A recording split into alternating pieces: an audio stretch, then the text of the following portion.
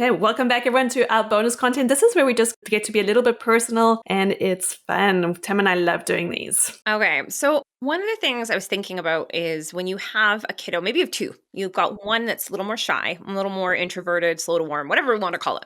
And then you have one that's more extroverted. Maybe you're an extroverted parent, you're very outgoing, very social. One of the important ways to address this is talk about a time that you felt shy, like you felt, debilitated in some social situation. And that way you can speak to your child that is on the more shy side.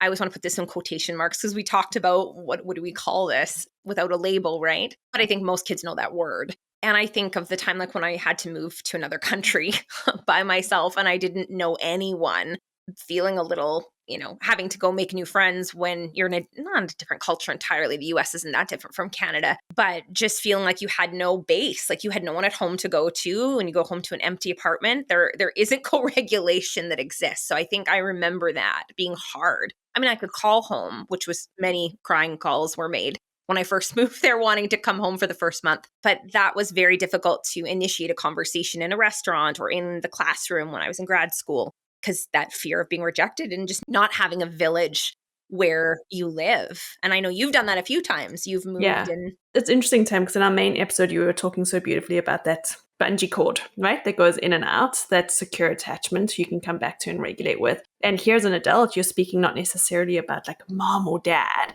but you're talking about that sense of like, this is my home. And so when that home changes, who am I in all of this right now? Yeah, that piece. I want to ask you, because you were one of those kiddos who was a little more shy. And you said it could be a little bit, that label could be debilitating. What would you have rather people call you than shy? Like, what would that have been? Because I think parents might say, well, what do I call them? Like, what do we call it if it's not shy?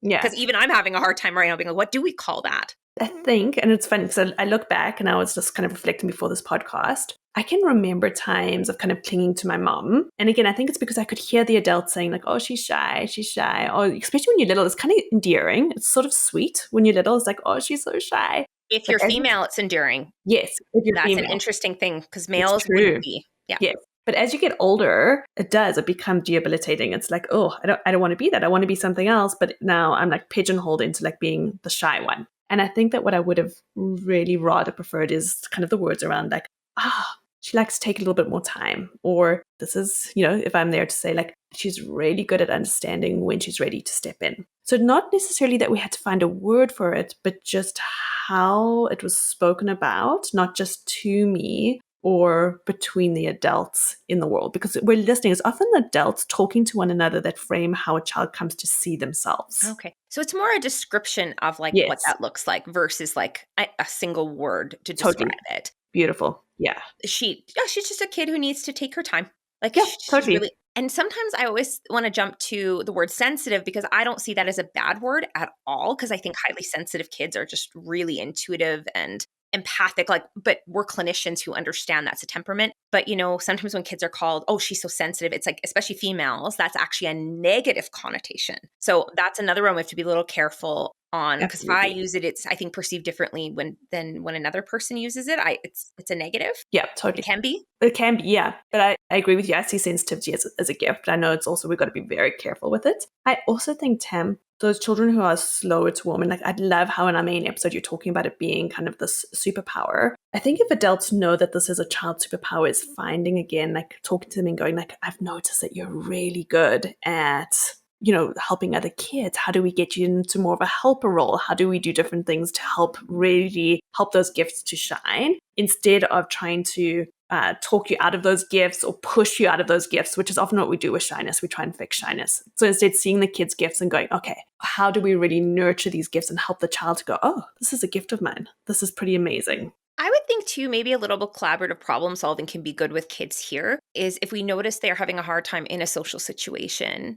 I doubt it's the whole situation that they're struggling with. There's a certain part of it that's hard for them, if that makes sense. So we can say to our child or the child we're working with, I noticed that this particular situation, going to swimming lessons or ordering in a restaurant, is really hard for you. What part of that is the hardest part? Oh, love that. And then let's come up with some ideas together that might make that a little bit easier. And so we're empowering them to do that. And then what I would encourage parents to do, especially if you have a child under 10, is to practice this through play or before you go into the situation, like role play at home.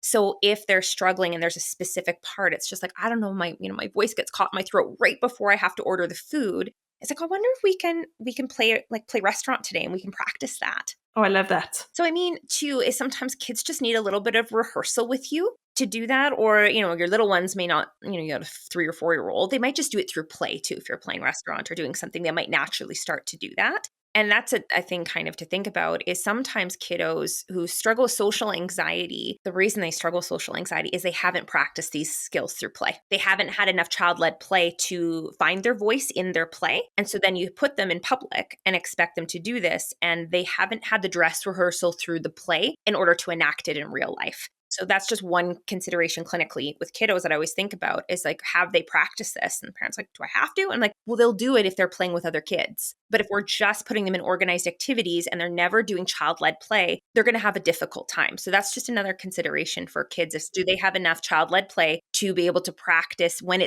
there's not such a high cost to it. The idea is through play, there's no pressure in the same way there would be in a restaurant or in school, that they have that safeguard, they have that bubble wrap a little bit because it's done through the imagination. So there isn't the same pressure. It's smaller amounts of stress hormones. So then Mother Nature's designed it that way. So they can handle it in small doses. So then when the real situation presents itself, they've already practiced it. I love it. I absolutely love it. And for those of you who want some more ideas on helping kiddos to find brave moments, we actually have a couple of podcasts with Dr. Dawn Hebner, and we'll link the blog post actually below in the additional content and the bonus content here. But she's got some really great ideas too on helping kids to kind of expand their comfort zone. Yeah, especially trying new things. Like we did a whole episode on that. She's got a great book on that I absolutely love. That's good with that. Yeah, I think I just want to say one other thing is I think if you are slower to warm, a little bit more sensitive yourself, whatever word you feel is empowering and works, also just to be careful. So Tammy, you were talking in the main episode about how, sometimes because you are somebody who jumps in, you're chatty. I was asking you, have you ever felt shy in your life prior to this podcast? You are just a more extroverted personality. And you were saying in the main podcast that, sometimes you'll be like, okay, come on kids, like let's jump in. What's going on here? I think there is also sometimes a tendency for parents who are a little bit slower to warm themselves to maybe push their kids because they project their own stuff on. Like, oh, I wish that I just used my voice more. I wish that I'd stepped in quicker in social situations, whatever it may be. So we might push our kids because we're projecting some of those wishes on themselves too. So just be aware of where the drive is coming from when you find yourself saying, okay, come on now, or step in, all the other kids are playing, why aren't you playing? Have a look and really become curious about where it's coming from. And sometimes it may not be a bad thing to actually give your child that extra little challenge, but just be aware of where the hook is, what it is. Yeah, if it's organic or not. Or if it's unresolved stuff that we have, it's like projection, a part of ourselves we don't like. And we see it in our kids and then we're like, oh, like there it is. I don't want to look at that because it's really upsetting to me because it brings up all this childhood trauma not trauma, whatever. But yeah. Memories that were very hard for us. And we assume that because we struggled with our kids are in the same way, but they're their own person. So being able to differentiate and separate our experience from our kiddos' experience is what you're saying is really important. Yeah. I think that's all from me. Anything else you want to add, Tam? Or are you good? No, I think that's beautiful. So stick to descriptions instead of labels. See it as their superpower. Play it out. Role play if you need to, and take a look at temperaments. Do some research on highly sensitive kids. And help them understand that because there's a good chance there's probably 50 to 70% of you have a highly sensitive kid on your hands if you're dealing with quote unquote shyness. Totally. Again, thanks so much for joining us on Patreon. We're loving being here with you, and we hope to bring you lots of extra additional content. Patrons become one of our favorite avenues right now.